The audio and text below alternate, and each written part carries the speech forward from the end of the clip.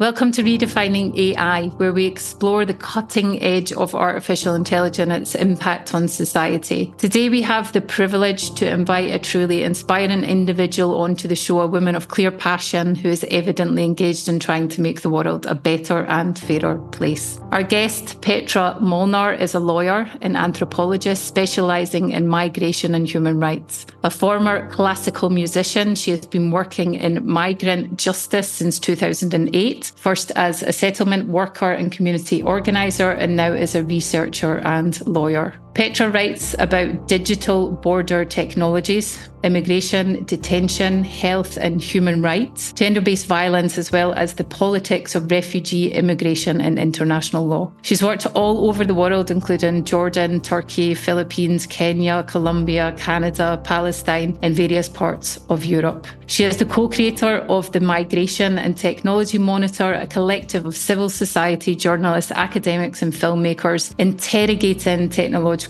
experiments on people crossing borders. She's also the Associate Director of the Refugee Law Lab at York University and a faculty associate and former fellow at the Berkman Klein Center for Internet and Society at Harvard University. Now, Petra's writing has been featured in outlets such as the New York Times, The Guardian, AI, Jazeera, the Transnational Institute and Just Security. Her first book, The Walls Have Eyes, Surviving Migration in the Age of Artificial Intelligence, has just been published. So it's been published by the New Press on May 21st in 2024, where we find ourselves. So welcome, Petra. Welcome to Redefining AI. Thank you so much for having me and for that generous introduction. It's a real pleasure to be here with you. Yeah, I mean, it's all factual. It's well deserved. It's obviously your own accomplishments, which is really admirable in itself. And I can't sort of deviate from the emphasis that it does sort of permit. I'm really excited about the conversation that we're going to have. It touches upon, in my opinion, a confluence of topics that are very prominent in society at the moment and also very close to my heart and that do need visibility in that sense. So I want to start with you.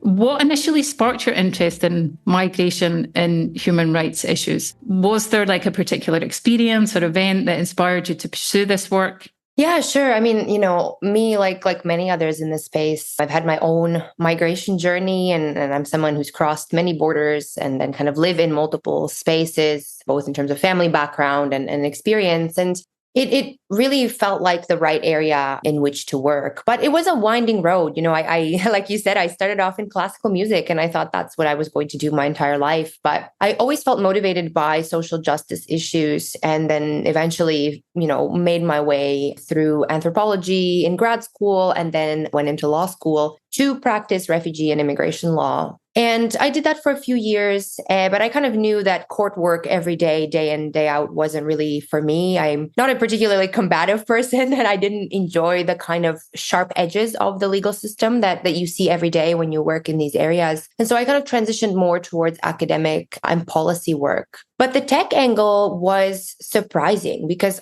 I'm not a technologist. And, 6 years ago when I started working on this book, I barely knew what an algorithm was. I wasn't interested in AI, right? I was representing people in court or I was doing work on immigration detention or these other issues and didn't know much about the kind of interplay of tech. But then a colleague of mine and I came across some really interesting things that the Canadian government was doing, introducing algorithmic decision-making into visa applications. And that really opened my eyes into trying to understand how technology can be a lens through which to analyze immigration and refugee decision-making too. And so it's been a bit of a winding journey, but I've also been working on this for a while. So it's been you learn something new every day when you're doing this work for sure. Definitely. I mean, what interests me there is two aspects. Obviously, the social justice issue. And then what you've just said there, like technology can be a lens. Is there an intersection between those?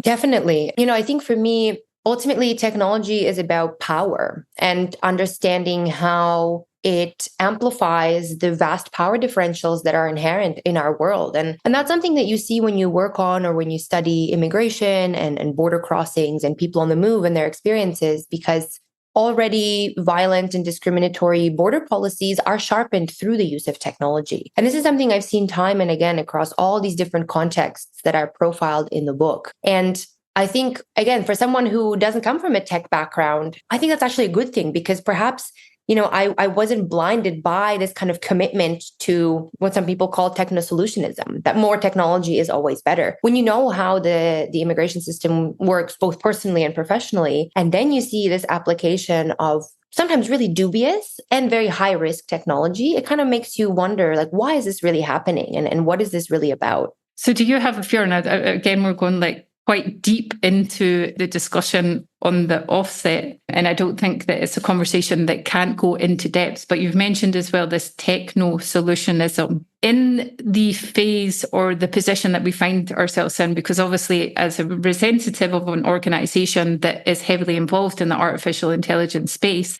I also think about, where the space is, where the ecosystem is, and we're very much involved, and others that are involved in the space, and this tech is a solution. Do you also feel that is going to change, though? Do you think that there's ever going to be a possibility where there's going to be a decline in the alignment with technosolutionism, especially now with these conversations about AI, AGI?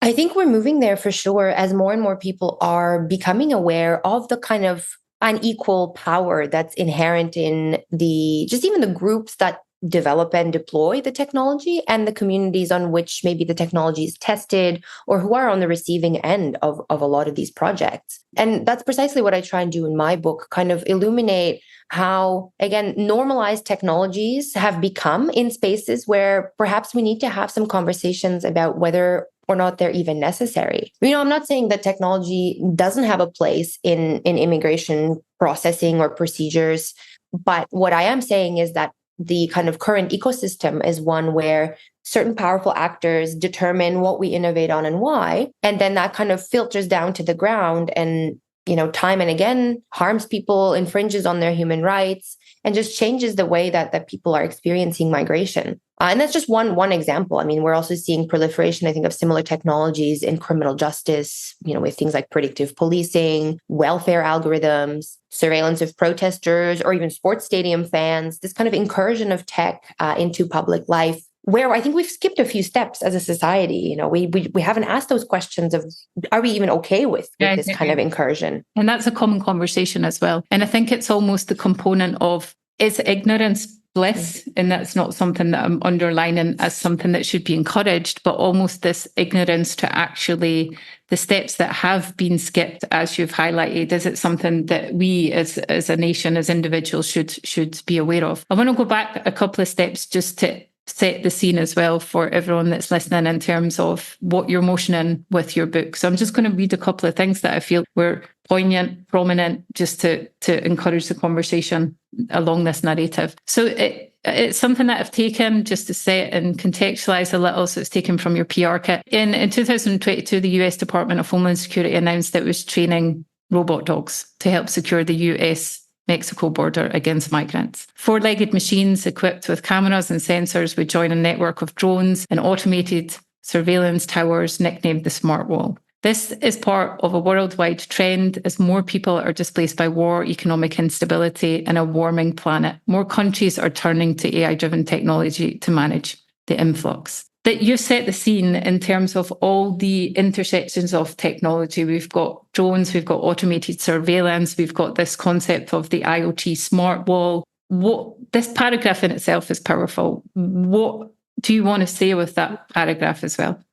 Yeah, I mean, the book and that paragraph is really about kind of setting the scene for readers in terms of what's happening with what we could call migration management technologies. We're talking about a class of technologies that impacts you at every point of your journey now, before you even cross the border, at the border, beyond the border. It really is this kind of panopticon of unregulated, high-risk technology. And the example of the RoboDog, I think, is really a visceral one, probably one of the sharpest ones that I've come across. And if I can share an anecdote, maybe to illustrate this for your listeners, yes. And you can't even make this stuff up sometimes. I was literally on the sands of the Sonoran Desert in February of 2022, working with search and rescue groups who are going into the desert, which is so beautiful, but also very deadly and inhospitable, and where people are crossing into US territory from, and unfortunately, oftentimes pass away.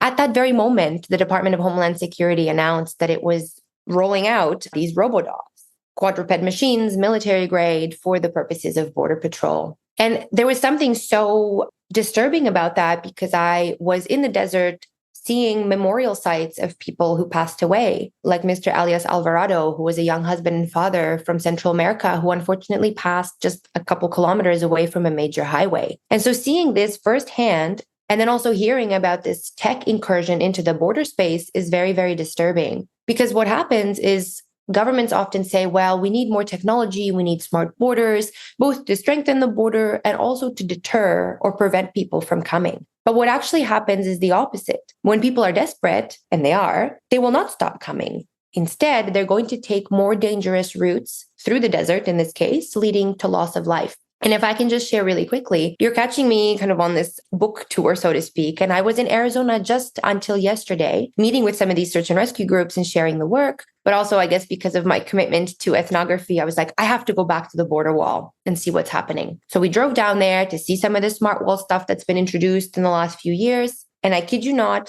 while we were at the wall, out of the corner of my eye, I see some movement. And there was a young man who jumped across the wall in front of us, landed in the sand, shook himself off, and ran off into the neighborhood right underneath a surveillance tower.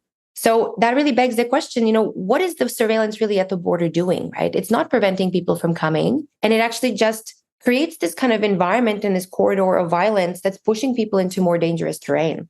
Yeah, and I actually noted that down as the adjective that precedes border, this smart border. What's the justification, or what is the component of smartness that is having such an impact? You also mentioned the unregulated component of the high-risk technologies. Can we maybe explore that a little? Yeah, sure. And it's interesting that the word smart has been applied so much by all sorts of governments and jurisdictions around the world, right? Almost in opposition to a dumb border or a physical border.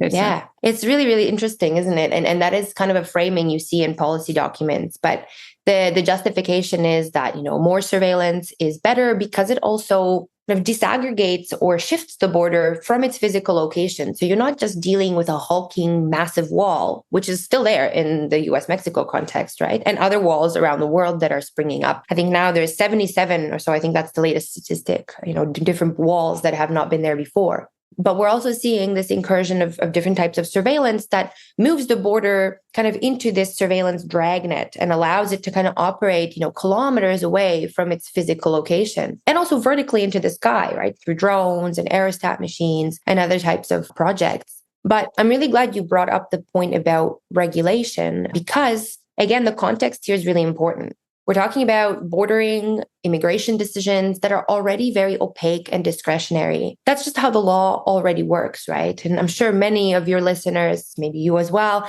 have had strange experiences at the border where you know that the decisions that are made are kind of sometimes arbitrary, right? You can have two officers look at the exact same set of evidence and render two completely different, yet equally legally valid decisions. That's how immigration decision-making works. And then now that we're bringing in more technology that kind of obfuscates the way that decisions get made and that surveillance kind of proliferates, so much of this happens without regulation and public scrutiny. The border has become this kind of laboratory for high-risk experimentation because very little law and governance exists over the way that these technologies are introduced. And again, there you've got as well the intersection between the implementation of technology that can possibly eliminate human bias, because human bias is a component that comes into those decisions, regardless of the regulation of the law around it. Is it? And I'm not saying like it's one or the other. And obviously you've highlighted as well that it is an open ground for testing, which is questionable as well. But do you see any positive in the implementation of technology in that situation? Because obviously you're trying to take it back down to the algorithmic component of prediction and calculation. And that goes into a whole discussion about like data sets and the data that's in it. But do you personally see a positive potential outcome in the implementation of technology there? It's interesting that you bring that up because I was having this conversation with another immigration lawyer just yesterday. And we were kind of thinking, the way that a lot of these technologies are presented are precisely like this. Well, we know that human decision-making is messy and discriminatory and racist and all sorts of things at the border. So let's bring in algorithmic decision-making because it will be auditable and fair and transparent. I mean, sure, in an ideal world, that sounds good. But as you say, right, we know that biases and discrimination are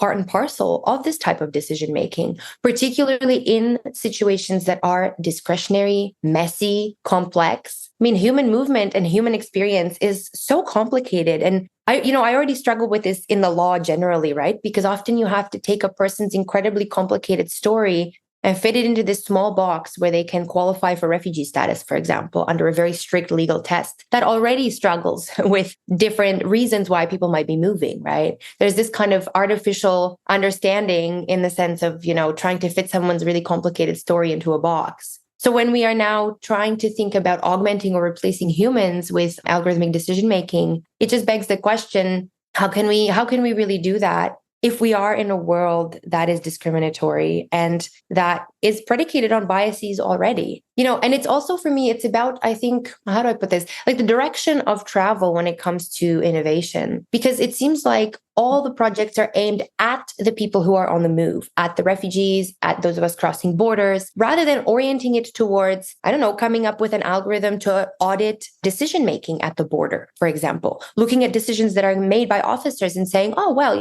this officer is refusing applications from people of color at 99%. Why is that? That would be a really helpful tool, right? But it's not like that. It's all aimed at the people and that's moving. The thing. And why is that not happening? And where would that need to change? And do you see a possibility of it being able to change? Well, and those are the tricky conversations because that's where power comes in. It is about a powerful set of actors, states and the private sector, that get to determine what we innovate on and why. And as someone who has been trying to kind of follow the money, so to speak, and understand what some people have called the border industrial complex, a multi-billion or multi-euro, a multi-million euro kind of industrial complex that has grown up around the proliferation of these technologies. It also then you realize that there is no incentive to regulate this because there's big money to be made. Yeah, I mean, so the question as well, I mean, obviously you're looking at, you've got short-term consequences, you've got long-term consequences, but essentially it is private organizations, private companies and defense contractors that are profiting from the surveillance and control of possibly,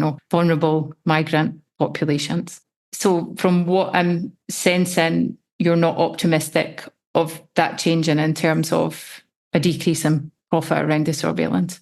Unfortunately not, because precisely what you just said as well, this kind of conflation between military and defense technology with the border and this kind of starting point that is somehow the same, that we need to militarize the border and we need more technology and all of that. It's hard to shake that. But I do think there are ways to have complex, difficult conversations with one another. And I think that's been an issue in this space for sure, that we kind of work in silos, right? The lawyers work together, the civil society works together, the academics work in their ivory tower, and then the private sector does its own thing. And it's sometimes very difficult to have these kind of conversations. And a lot of it, I think, is also has to do with differences in lived experience. When I speak with engineering students, for example, some of them have not really gone through the thought process of thinking, where are these projects that I'm thinking about or interested about or working on actually ending up, right? There's this huge gap between what happens in a lab or kind of, a product development space and where it actually ends up. And I think that's why we need to tell human stories about what this tech is really doing on the ground. So how could we then amplify the voices and experiences of those that are directly impacted by these technologies, especially in this scenario, to try and counter the narratives of those that are maybe, as you've sort of developing those technologies? Yeah, I mean, this is something that I try and do in my work generally, is to center human stories so that we don't forget that there are real people and real communities at the sharpest edges of technological development. But I think we need to actually even go further. And if I may, I just want to highlight one project that we're working on called the Migration and Technology Monitor. It started off as an archive and a platform to kind of hold some of this work. But then we thought, instead of developing yet another kind of think tanky academic lab, let's actually meaningfully think about how do we work on this stuff. And a big element of it is redistributing resources directly to people on the ground who are experiencing this day in, day out, because they really are the experts, right, when it comes to the manifestations of this. So we started a fellowship program for 5 colleagues on the move in different levels of displacement and lived experience to tell their own stories on border surveillance and border technologies. And it's been amazing to seed space and to really give resources to communities to be able to support this kind of work. And what's interesting too, right, is like in our first cohort, and we're starting our second one this year, so the project is growing. There were folks who look on kind of the sharp edges of surveillance, looking at surveillance of migrant workers, for example, or the use of facial recognition at the US-Mexico border. But there's also colleagues who look on the other side, on the positive, empowering aspects of technology. For example, my colleague Simon Drotti, who is a data analyst and a refugee living in Uganda in a camp there. And he wrote this really beautiful, he made this application called the Memory Scroll, which is basically a psychosocial archive, a digital one for his community on the move. Really amazing work, right? Because it also then, I think, stretches our thinking in terms of what technology can and should do when it's led by communities on the move. Yeah, communities on the move when it is led by communities on the move. And you've obviously spoken to a lot of people that have been involved in being part of a community on the move. And one of the things that I think is highlighted heavily in your book is this aspect of dehumanization. It's obviously not something that I feel humans would want to experience, this component of dehumanization. And I think that the more you think about it, there's probably components in everyone's life where they've felt that in some way or another. Did you feel that when you were talking to people that were heavily affected by it, that was there a manifestation around sort of a common theme that was identified in all of those? Yeah, definitely. And I never want to kind of talk too broadly about this very diverse group of people, but there's definitely a trend that I noticed in all the hundreds of interviews over the years that I've done. And dehumanization was a thread that kind of connects a lot of the conversations and relationships that I was building with people. People spoke about kind of reflecting on feeling like they were reduced to a fingerprint or an eye scan, this kind of removal from their complexity, right? And that already happens in the immigration system. It is a dehumanizing experience for many people. But the technology exacerbates that, especially when, you are in spaces, again, where you can really feel that power differential. Makes me think of, for example, even the introduction of biometrics and biometric technology into refugee camps for the purpose sometimes that seem legitimate at first blush, the disbursement of food or humanitarian aid and identity issues and all of this. But, having spoken to people who were basically forced to have their irises scanned in exchange for food, it, made them feel like they were not fully human, that they had to participate also. Otherwise, they wouldn't eat, right? So it also then kind of pulls apart our conception of informed consent and what that really means if you are in these spaces. And those are, I think, the kind of conversations that need to be had when these projects are being thought up, right? At the early stage. Like, what are they really doing? Because it's not just a product that you put out there in the world, but it's impacting real people, and often people in very difficult circumstances already. The implications and the impact. So if we look at your findings as well and your experience and all of the conversations that you've engaged in, what do you feel are the most urgent policy changes or regulatory measures that really need to address many of the components that we've touched upon today? Yeah, we're kind of catching this conversation at an interesting time regulatorily, because I think a lot of us maybe had higher hopes for some of the governance instruments that are now out there in the world. I'm referring specifically to the European Union's Act to Regulate Artificial Intelligence, or the AI Act, that just recently got passed. And there was a group of us, lawyers, civil society, academics, trying to get members of the European Parliament to think about the impacts of border technologies. But unfortunately, the act does not go far enough when it comes to the regulation of this high-risk technology. It's interesting because when you actually look at the text, at first glance, it might seem like, oh, well, border technologies, some of them are designated high risk. Like, isn't this all you want, right? But then when you actually start pulling it apart, you realize that there's all these carve-outs for national security, for interoperability and other kind of provisions in the act that actually weaken the rights protecting system. So what do we need to do? I mean, from a regulatory perspective, I think we need to have some hard conversations about the technology that's harming people and draw some red lines under specific uses of tech. Do we need robo-dogs at the border? Do we need AI lie detectors like the border control project that was kind of played around with a few years ago? Do we need this level of facial recognition, if any, at the border?